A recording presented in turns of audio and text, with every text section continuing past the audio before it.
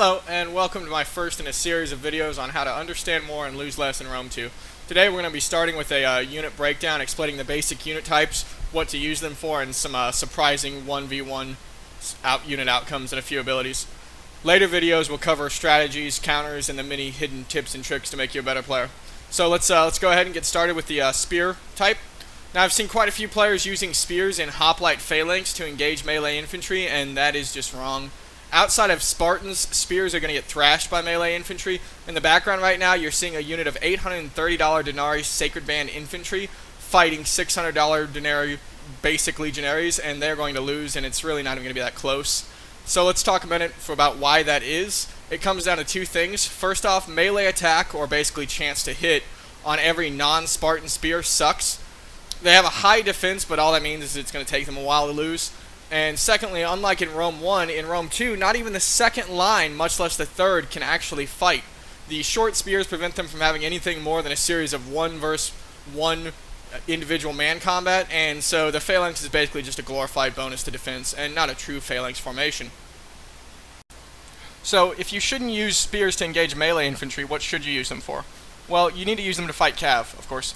The moment they engage cav, their bonus first cavalry gives the Meteor Corps melee attack a boost, and they can actually land those hits, and the large models and small numbers of cavalry units mean that they can actually get those 3v1 situations.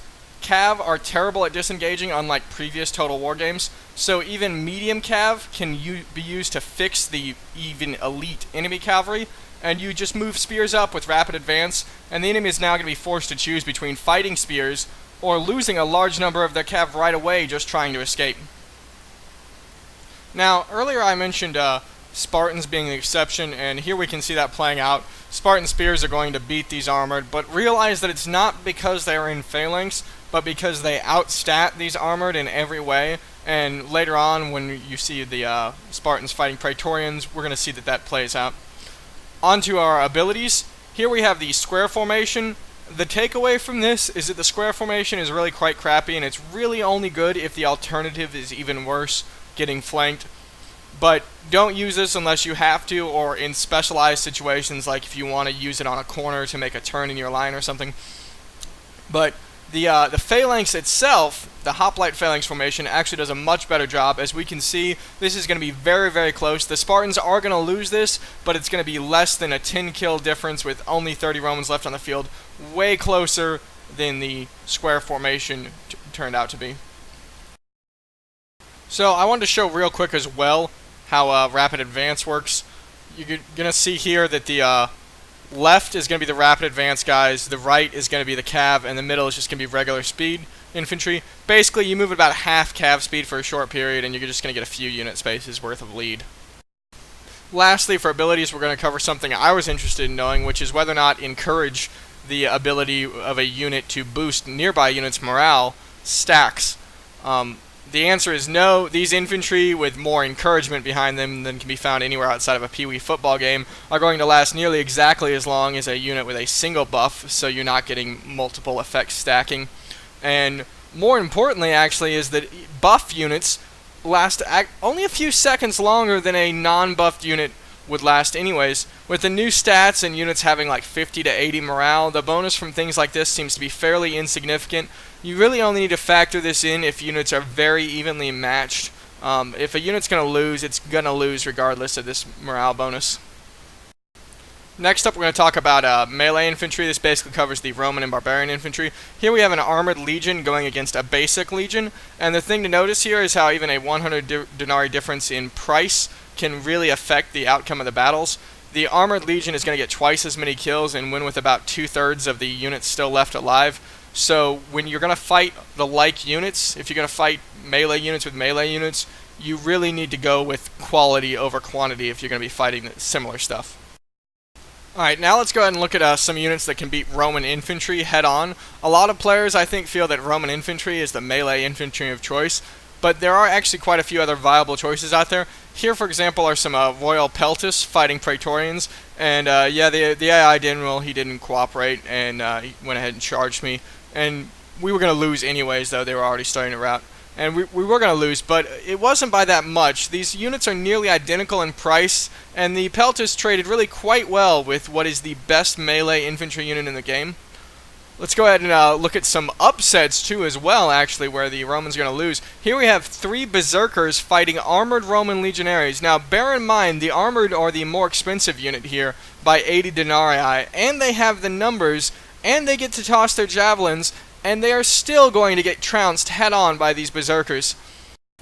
Let's go ahead and break down for a minute why these Berserkers are doing so well. The key here is going to be that Legionaries are going to rely a lot on their armor. They're going to try and mitigate damage and survive multiple hits, and that allows them to start killing the enemy and getting that numbers advantage because they don't start dying till later. But the damage of these Berserkers with their killing spree, their frenzy, their going berserk, it's too much. The armor's not stopping it, and they're still dying in one hit. More importantly, Berserk itself is an amazing ability, probably the best single ability in the game. This unit is going to fight to the last man, and that is huge in this game. Units normally rout with something like 30 to 50 men left, depending on how they're doing and what their morale is. But if they're losing badly, and these armored legionaries are losing very badly right now, these armored legionaries are going to rout with 84 men still left. That's over half their unit. Now, earlier we saw some Royals fighting some Praetorians. That was a much closer battle, and those Royals routed with about 30 men left, and that left about 35 Praetorians on the field. That's not a huge amount, but it's enough to flank somebody, help you win yet another unit battle.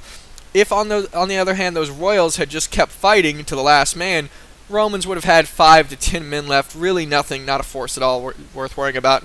Now we can see that the Berserkers are going to win here, and these Legionaries are going to rout way too early. And so you need to be using these guys. If you're not, you need to put them in your army.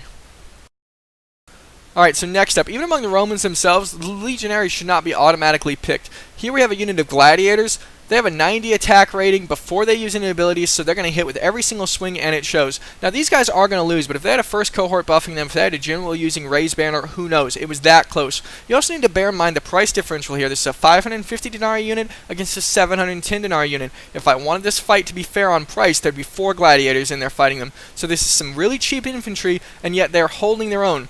You need to keep this in mind, because if you ever do a mirror match where you have Rome and you are fighting against Rome, then this kind of cost efficiency, this is going to free up denarii that you can use to then win the cav war, to then flank. So keep this unit in mind.